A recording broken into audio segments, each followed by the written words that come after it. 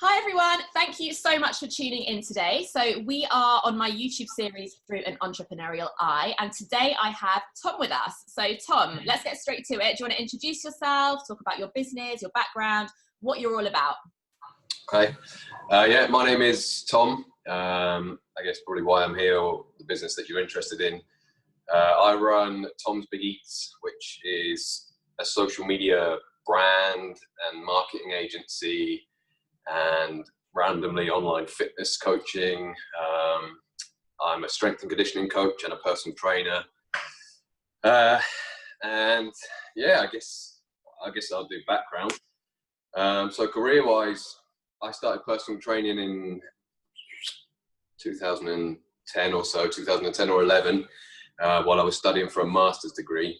And that was just out of a tiny little gym in town. And I got my master's and some extra qualifications, and then I moved to David Lloyd. And I spent 6 years at David Lloyd, mostly as a personal trainer, and also working with some Olympic coaches and Paralympic coaches and athletes, and then some tennis academy kids, and then all my personal training clients as well. And I made my way up to one of the platinum trainers, which I guess is their equivalent of, like, I don't know, it's just the highest pay band basically. It's when you've got the most clients. Yeah. And around that time, I was studying strength and conditioning, and Southampton had just got promoted back to the Premier League. So they didn't have anywhere near the facilities or the money that they have now, and they were coming to do recovery days at David Lloyd. So I approached their first team coach then, and I moved over to Southampton FC as a fitness coach.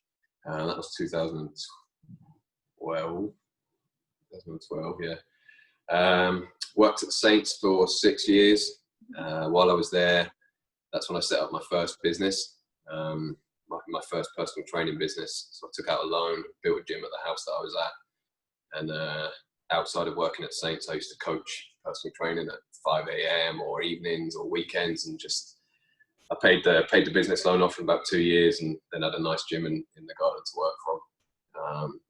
And I worked with Saints for 6 years. In 2015, I started an Instagram page that was basically just about documenting all the shit food that I was eating. So I was on a pretty wild diet at the time. I created a diet and I was just playing around with it. And it basically meant that I had a single day every week where I could essentially eat whatever I wanted, but like not just a cheat day how most people do it. It was ridiculous. So I started just taking pictures of all the foods that I was eating, and also documenting the training and the progress. And the page grew throughout 2016 and 17. The page grew really quickly, and as soon as I sort of had 10 to 20,000 followers, I started working as a consultant and as a I don't know, marketing manager with brands and restaurants, I guess. And it's now 200,000 followers ish. I left full-time work in 2018, and now that's my business.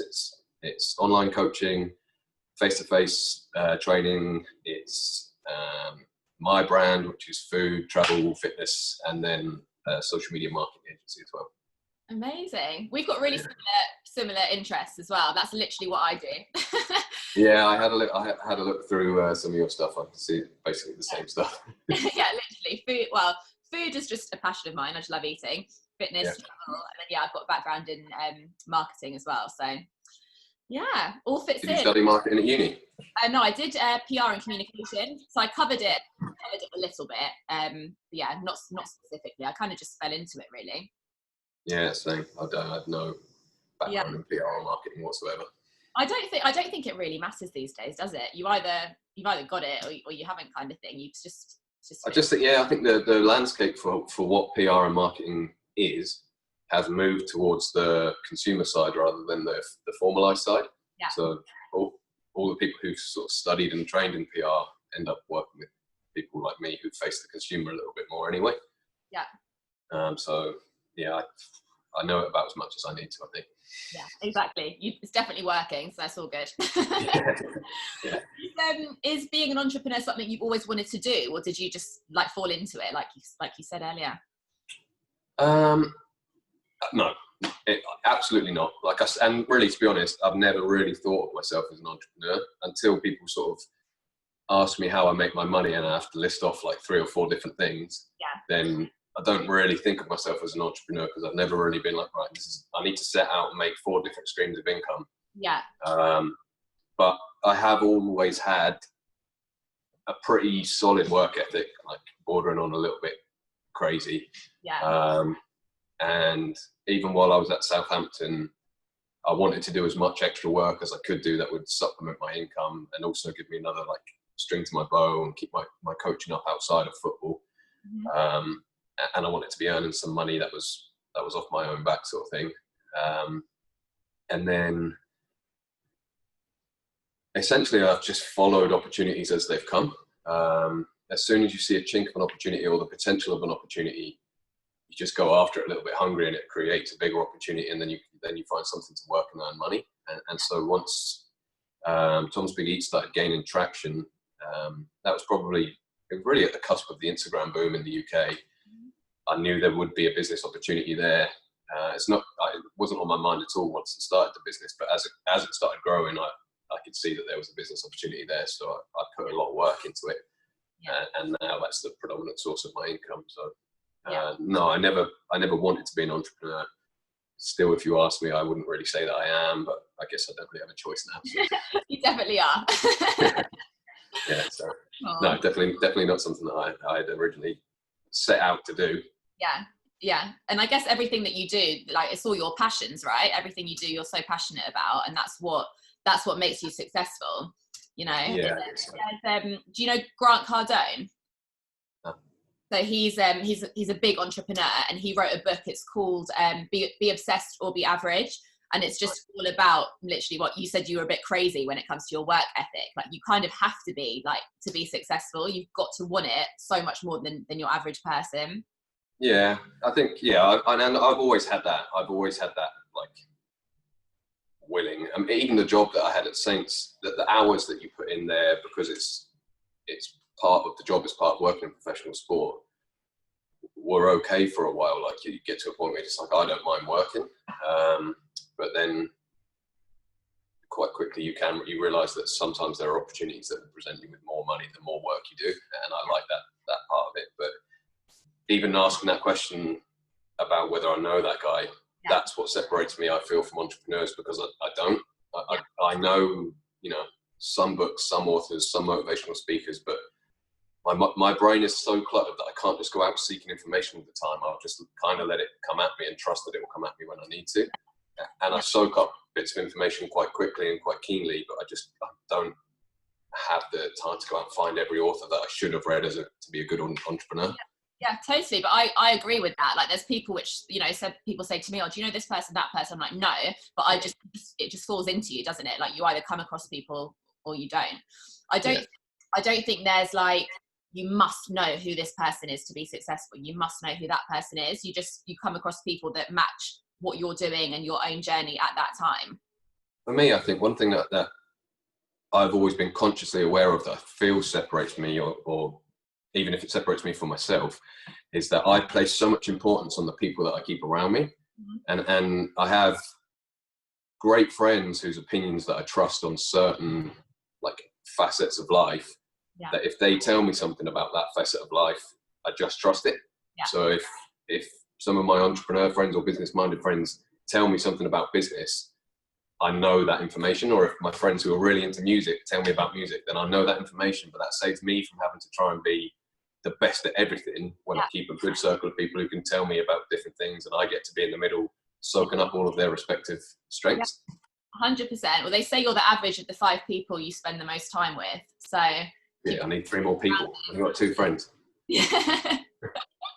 If you've got good people, that's all that matters, for sure. Right. I've got 2 friends, so then one of them can be 3 people and the other one can be 2 people. That's it. They'll all be giving you the knowledge you need, so it's fine. Yeah, that's right. So obviously when we're filming this today, there's been this big pandemic going on with the coronavirus and stuff like that. So without focusing too much on that, what would you say has been your biggest challenge in terms of, running your own business, doing your own thing? Um, the hours have been tough. Like, I know that I've just said I've got a great work ethic and I don't mind it, but there are times when I've done 90 to 100 hours of working consistently for periods of my career, whilst like you have various different Bell relationships where you rely on this source of income here, and it takes up such a huge chunk of your time, but you can't yet break away from it. So then you have to use the other time to do the things that you want to do to eventually break away from that source of income. Yeah. But that adds on time to something that already takes up a lot of your time. So like moving from one part of my business to another, or growing the business from from strength to strength, takes time, because you always have to take on more work than you can handle, and then eventually hope that you can either divvy that work out or increase your fees or whatever, so that the workload to finance pays off. But then as soon as it pays off, you find something else that you want to do, and you do more of that, and then the time goes in. Yeah. I think striking it out on my own has been reasonably tough. My career has always been around people. And so then for the last 2 years, I've been an entrepreneur more or less by myself. And that's been tricky, like getting used to, not having a circle of people around you at the coffee machine every single day who just ask if you're okay, or ask you some inane question that's not related to anything, but that just kind of lets your brain tick along in the way that it does. That's been different. So my circle has definitely grown smaller, but it's just a challenge to overcome, I guess. And then, like, business isn't linear. There are times when you are absolutely killing it, and like you're making all the money in the world. Obviously not all the money in the world. you're making a good income and things look great and business is progressing well. And then there are times when you're not really sure if you can pay the rent, and like you have to get used to that challenge massively. I don't come from any financial background whatsoever, so if you were to tell me that, like, at some point in the year I'm going to have to pay corporation tax, or like what the VAT percentage is and when it's due at certain periods, I still don't really have a clue, and I've been my own boss for 2 years. And managing like income versus profit is pretty tricky. So that's a skill set that I still don't have, that really causes me problems. It's fine. You can find people that can help you with it. That's it's true. Yeah. And I am so thankful to have people around me who understand how scatty I am, because they don't add the stress of just telling me repeatedly that I'm scatty and that I should be better organized. They just sort of roll their eyes and accommodate. And I do have a good circle of people who help me with money, who are aware that I am not very good with it and don't just make me feel bad for it. They just are aware of that. Yeah, definitely. I'm sure that's handy to have their input. Yeah, definitely. I think a lot of the things which you just touched on as well are things which don't get spoken about. When people think of, being a business owner, especially with, like, I had a chat with Jack, our mutual friend. I had a chat with him about it, and we were saying, you look on social media, you look online, and you have this image, like, if you're not a business owner yourself, you have this image that it's this like amazing, like all luxurious holidays, this and that, living your best life, but no one talks about the crap that goes with it, basically. And like you said, like loneliness, struggling with the finances, like there's so many things that go with it which people just don't speak about, which I think is so important for people to know. So if you're going to jump into your own business, you need to be aware that it's not just all rainbows and unicorns and amazingness every single day. Yeah, and I guess like that's a tricky one for me, given the nature of my business, because it's social media orientated. So I do try and use my stories as a feature of what is my life, and then my page is kind of, I guess, just the highlights. But even so much as I don't know if you've looked at my page, but it's close-up photography with like encouraging captions, basically, to sum it up. Even so much as putting a picture of food with a positive caption, to somebody who doesn't care, that's a positive person. And so then people don't understand my business, and why should they? But there are things that are associated with running that business that you are then behind the camera, and what people get is what's in front of the camera. Yeah. So I think I've always had a really, really keen interest in people and psychology, but in understanding what's going on behind somebody's like outward world face, and just seeing if you can see a little bit in there, and just asking if they need a hug or whatever. That was something that I wasn't expecting to feel, because I'm comfortable in my own company massively, but there are limits to that, and it also just makes you aware of how much in business is that if you are an entrepreneur by yourself, rather than you've gone out and started a business and you have a team of 10 there and a team of 10 there and a team of 10 there. That was an interesting one, or still is still interesting every day. Yeah, totally. Thanks for sharing that. What would you say are your favorite things then? So we touched on the challenges. What are your favorite things about being your own boss? Well, I know most entrepreneurs are supposed to be driven by money, but that's just a positive for me that goes alongside it. The main driver of me leaving work originally was to spend more time with my son. He's young, and I wanted some flexibility to not have to look back in 10 years time and say I missed the period when he was young, when there were opportunities for me to take that time while he was young and not look back at it miserably later. So I have that flexibility. Like, how much I earn is completely dependent on me, which means that if I don't want to earn more because I want to spend more time with my son, then I get to make that choice, and that is a choice that I would make 100 times over most of the time. So that's been a real positive for me. I've been able to create businesses around my time that suit seeing Milo. I like the flexibility. I like being able to travel. I like being able to see my friends. I like being able to move my work so that it suits me, or work at periods of time when I would consider it dead time, or work harder in periods of life where everybody is slower, and then work less when I want to just sit with my friends or go and travel. I really like the variability. I don't know what's going to happen, sometimes day to day, but certainly like week to week and month to month. I don't know whether my business is going to be huge in a year or like struggling. I don't know whether I'm going to have 2 new businesses in a year. I don't know where I'm going to be next Wednesday. I like having that variability. I've got friends all around the world from doing what I do and from chasing opportunities. I've met people that I would never have the opportunity to meet. I've done things that I don't know how to do, but I've worked it out, and it changes every single day, and I like that. And I get to test me as a person rather than like my identity as a personal trainer or as a coach or as a social media guy. I get to work with people and learn what they need, or understand a situation, or just roll with life and go travel and see things. Yeah, definitely.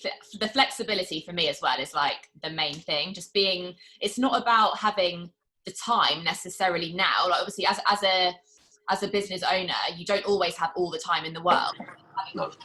When you want the time, which is the main thing, like you said, especially as you said, you've got a son. I've not got any family yet, but my plan is build it now, and then when you do have a family, then you've got that flexibility.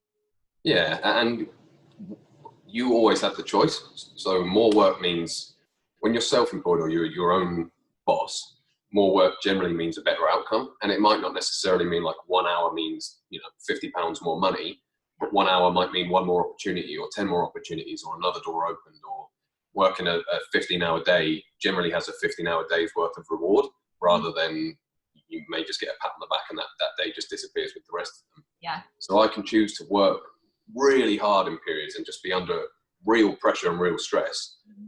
And I can also choose not to do that. The business might suffer, but that's my choice. It's my business. It's my money. I get to choose that, and I like that. Yeah, definitely. I totally agree. Would you say there's been any highlights, like a specific moment in your career so far, which has been just like an absolute highlight for you that you can think of? There might be more than one. Yeah, loads of highlights. Like I said, when I left work, and probably the first time that I was in work time and I took Milo out, that's when I was really aware that I was my own boss, and I could do what I wanted. Yeah. Across my whole career, there have been loads of highlights. I was really, really happy to get the job that I got at Southampton, and I loved that job. Yeah. That was a highlight for me in that respective industry, particularly externally looking in. That's a successful position. That's a high position. There are a lot of people within that industry that would aspire for the job that I had. So I was incredibly grateful for that time, and I met some of my great friends there. Yeah. Since I've had some real you probably had loads of them, some real light bulb moments where you're like, I'm my own boss. Yeah. Or this has come about because of lots of years of things going on in the past. Yeah. I remember when I was in Mexico last year, I have periods of time where I kind of sit down and I work, and it might be in little chunks of 2 or 3 hours, or it might be 8 hours at once or whatever, but I have periods of time where I'm like, right, whatever you're doing, this is time where you sit down and you're on your phone to work. Yeah. And I remember doing that on a floating beanbag in a pool in Mexico, and I was like, I'm on shift now. I'm working. I work remotely most of the time because I don't need to be in front of things 24/7. So if I schedule and I'm smart, I can take that work anywhere in the world for a certain period of time. And so, yeah, I remember floating around in the pool, and it was the first time that I'd ever kind of sat down and been like, I'm on shift for 3 hours, and all I have to do is I get to do that work, that shift, sat here. Yeah. So it wasn't an expensive holiday. It wasn't super luxurious, but it was just a nice time where I was like, okay, this is a career. This is what I do now. Yeah. And then another random one, maybe 7 years ago or so, I'd written down all of my career goals, career and life goals, but I wrote them all down into about 6 or 7 different points. And it was broken down into income from my career and from my entrepreneur stuff, targets that I want to hit. And one of them was a car that I wanted to drive. And I guess probably when I wrote the goals down, I had a half mind that I would want to own it. Yeah. But I was just traveling in Dubai and doing a Q&A on Instagram, and somebody had asked me what my favorite car was, and I just walked past one in the street, so I'd take a picture of it and put it on and said, this is my favorite car. Yeah. And so then some guy owns a burger restaurant up in North London, and he's like, I own a burger restaurant and one of those cars. Like, come by, try the food, you can take the car out for a spin. Yeah. So I was like, what's happening? It's really rare cars. I was like, what is happening in the world right now? This is law of attraction, if ever there was law of attraction. 100%. And so he ended up being a good friend and a client for a long time, but he owned one of these super cool Mustangs, and like I got to drive it around central London, and I was just like, I don't know how that's happened, but oh my God, I wrote it down 6 years ago, and here I am driving this incredibly rare car from central London. That was cool. I love that. I'm so into that. Like, I'm obsessed with like law of attraction, visualization. You bring in what you want. You just need to decide that you want it, and it will come, kind of thing. Yeah. That was definitely one of those points. I was like, okay. Don't know how I made it happen, but it happens. It happens. Love it. That's so cool. So if anybody's listening to this and they're thinking about starting their own business, whether that's in any of the industries that you work in or just in general, do you have any advice that you would give them? Yeah, let me get my notes up for this one, but I'll start talking while I bring them up. I spoke to a friend actually who is in the process of setting up a business at the moment, and one of the main pieces of advice I had given him, because he was really set on everything being perfect before he sort of pulled the trigger and kicked the next bit. And I said, like, all of the time that you spend waiting and wanting to do something, somebody else or 10 other people or 150 other people are out there in the world starting to do it and potentially taking your business or your share of the market or whatever. Like, the opportunity decreases with the amount of time that you spend thinking about doing it and not doing it. So there may be things that you will be scared of, but you'll still be scared of them when you feel like you've got all your processes in place.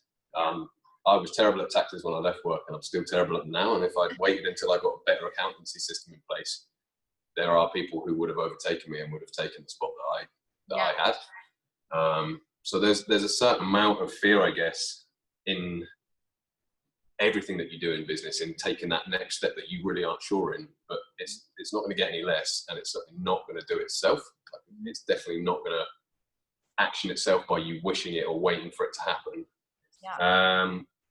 I think one thing that it may be particular to me as a person rather than to what I believe about business, but I have a strange confidence in what I don't already know.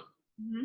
I don't know almost everything in the world, so I feel like the idea of being scared of what you don't know is so self-limiting. It's unbelievable. Like, if you're scared of all the things that you don't know, which is virtually everything in the entire world, how many opportunities are you closing off just because you don't know that they exist already? Like, if you take a step, a door will open, or maybe 5 will present themselves, and you just got to pick one of them, and then from that one door another 15 open, or 10 other people walk into your life. And if you are constantly bound by only the things that you can see in front of you, and those are the only things that exist, you will always be bound by those things. The amount of people that talk to me about getting outside the comfort zone, and it's like, many people don't really know what that means. Like, I'm still in my comfort zone. I'm still in an industry that I understand now, but the comfort zone is here, and you can't see beyond it. So in order to get out of it, most people don't even know how to get out of their comfort zone. In order to just trust that something else will happen at some point.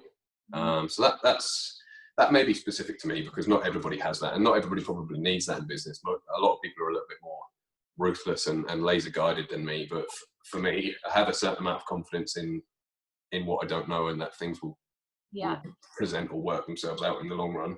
I think that's so important though. Like, there's I'm not sure if you've heard of Bob Proctor, but he's like one of the most successful guys in the world. I think he's like 86 now, and he talks about sorry, I'll come back to you in a sec, but I just want to share this.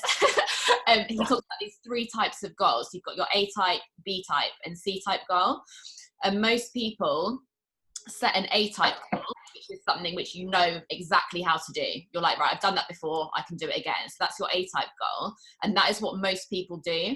You've then got your B type goal, which is something which you've not done before, but you know you can do it. Like, you know that with your experience and with your skills and whatever, like, you can see yourself doing it. Some people set themselves that kind of goal. And then you've got your C type goal, which is basically like fantasy, something you have no idea how the hell you're going to do it, but that is what your goal should be. You should be pushing for something that you don't know how to do, because if you already know how to do it, you're never going to get to that next level, ever. Yeah, it's constantly going to be limited by the things that you are already doing. Exactly. Yeah, that's one of the things that I find for people who want to branch out of the career that they're already in, and they will just look at repeats of the career that they're already in. And you're like, but you are just looking at still defining yourself by the career that you are currently in. So all of your, the vacancies that you look at, or the opportunities that you pursue, are limited by the career that you are already in. Like, people change as they go through the course of their life. Your career that you're in may teach you 5 things that you can then go and apply to a completely different career that you didn't even know that you knew inside your body or whatever, and now suddenly you do know them. But people are so bound by, where's my next job in finance or administration, and that they can't then break out of that. And I think breaking out of that is quite important, because otherwise you are identified by what you've had for your career for a certain amount of time. Exactly, 100%. I think one piece of advice that I give out quite regularly is to, if you're employed and you're thinking about not being employed, or like starting your own business, is to do anything you can to start money coming through the bank. And it doesn't matter if that's £20 or £40 or £1,000 or whatever. As soon as you have some like sense of feeling of income coming in that you've just generated for yourself, it frees your brain that the possibility of earning money apart from who pays into your bank account on the 28th of each month is possible. And it can be the smallest amount to trigger that feeling of like freedom, which is most often the self-limiting thing anyway. There you can be like, right, I could do it. Like, I made that £50 by myself. Like, I created it out of nothing, and there's a business there. If I did that every month, that'd be like sometimes £300 a year. Like, hey, that's £300 I didn't have before. But the first bit of money that comes through is so like freeing into the possibility of earning money outside of employment. I guess I would probably say what we said earlier, that to be aware that business isn't linear. People, like you say, will go into entrepreneurship and just hope that it's going to be all rosy, because that's what they see portrayed everywhere. And be aware that it isn't. Like, it is. There are going to be times when it's really, really shit, and there might be times when you run a business and you're an entrepreneur and you have to go back into employed work. Like, just suck it up. That might happen. That's a part of your business journey or your life journey. Like, there's no dent in your ego in that. Yeah. I just think most people would be scared because they're worried that they will fail, or they're scared because they think that it's going to be completely successful, or if they aren't just a rocket ship of success, that they failed.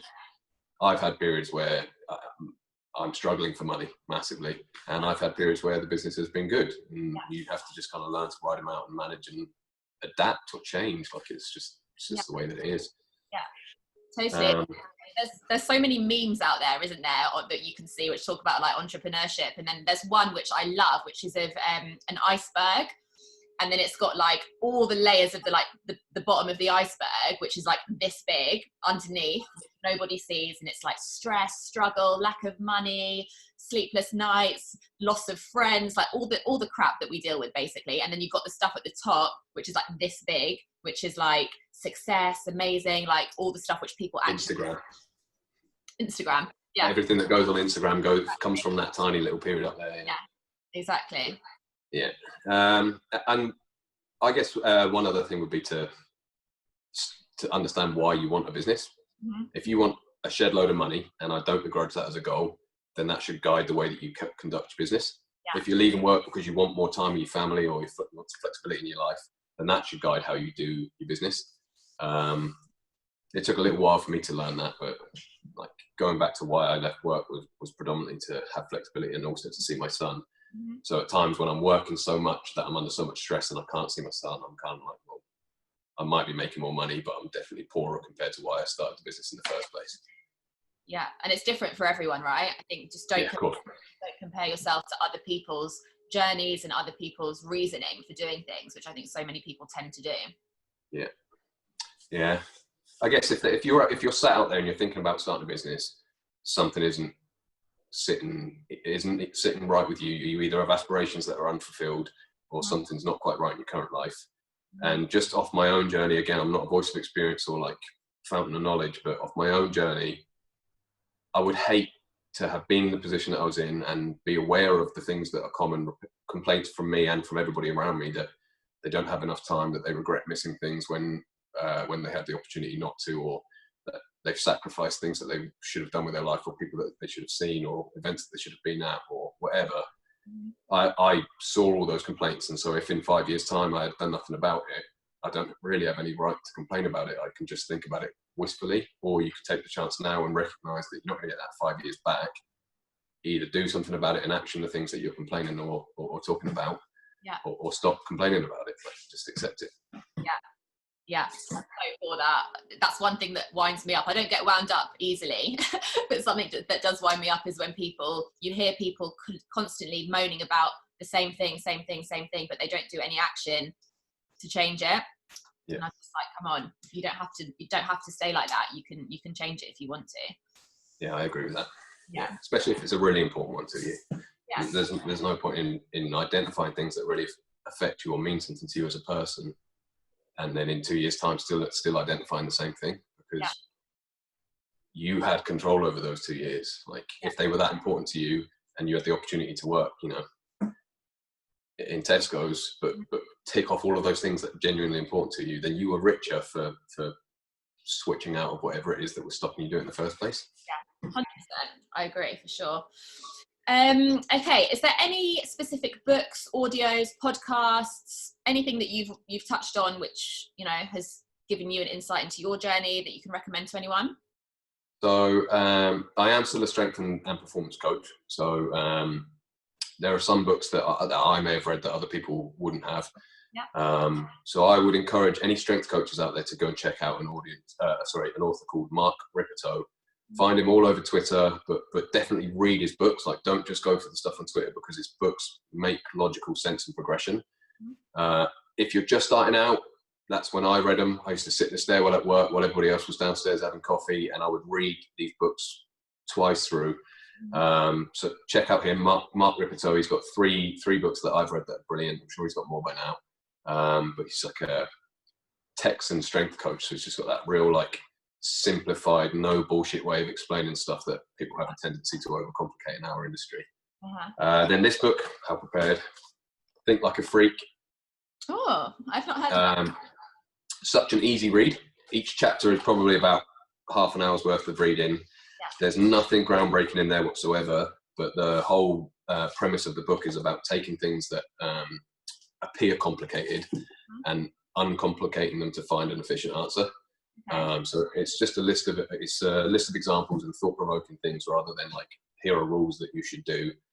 But it is great for them to present a problem that you can see. Oh, I can see the problem, and then just work out how other people have dealt with it. And they use examples from, competitive eating, from mortgages, from world-leading economic advisors. Like, they've just got such a breadth of examples in there, and then how people go about breaking world records, or setting new laws or whatever. It's a very interesting book, and very easy to be like, right, I'm going to chip in for another chapter and put it down until tomorrow. Yeah. Rather than I have to commit to 4 hours of reading. Yeah. And one that I listened to, a friend actually sent it to me. He said it reminded me of listening to me, but I'd never read it at the time. But it was an audio book called Entrepreneurial Revolution. Okay. Really, really easy to read, but like, there's some simple stuff in there about, tightening up your practices, or just stimulating your thoughts so that they're a little bit more laser guided and a bit less fluffy like mine. Some of the things in there I still use in my business day to day. So that was a really good one, and a really easy listen. That was just one trip to Nottingham. Yeah. Amazing. I'll have a look at those. I haven't heard of those ones you just mentioned, so I'll have a look at those. Cool. Is there anything else that you want to say about anything? I don't think so. Don't if anybody watches this and they aren't an entrepreneur yet and they're not sure yet, don't over glamorize it if it's not for you. The main thing is just to try and enjoy yourself and be happy. Like, being an entrepreneur doesn't make me happy. It's the things that I get from having flexibility in my life and a different source of income. Yeah. If being whatever you are currently makes you happy, then don't look over at my patch of grass and assume that it's better. Just as long as you are happy and striving to be happier, you win. Yeah, definitely. I think that's so important what you just said. I think, like, knowing your why, like the reason why you want to do, the reason why you're doing it, not actually doing it. Does that make sense? Like, remember, like what you just said, remember why you've started out and why it is you want to do what you're doing. Don't worry about the actual action unless you really know why you're doing it. Yeah, I agree with that. Definitely agree with that. Cool. Okay, so before we go, where can we find you online? You can find me online. Probably Instagram is the easiest, because then you can direct out. So you can find me on basically every social media platform. But if you go through Instagram, it's the easiest. So my main page is Tom's Big Eats. That's my food account. That's the one that I use most often. My training page is Train First. That is purely training. So I direct people there when they ask me questions on Tom's Big Eats about training. And then eventually, once the website is a little bit more coherent, it will be on tomsbigeats.com. Cool. Perfect. I'll put those underneath anyway. So awesome. Thank you. I appreciate that. Amazing. Well, thank you so much, Tom. It's been a pleasure chatting to you. Yeah, thanks for having me on. Of course. And guys, if you're watching this, don't forget to give it a like if you have enjoyed the content. Make sure you subscribe to my channel, and I will be back very soon. Thank you so much. Thanks, Tom. Thanks, Anne.